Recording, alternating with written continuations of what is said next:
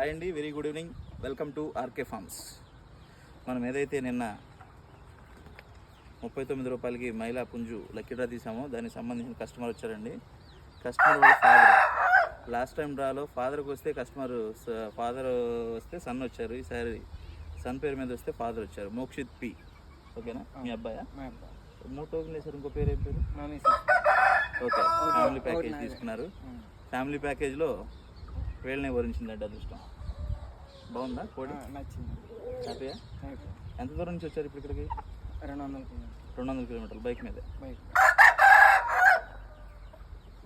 చెప్పండి మీ డీటెయిల్స్.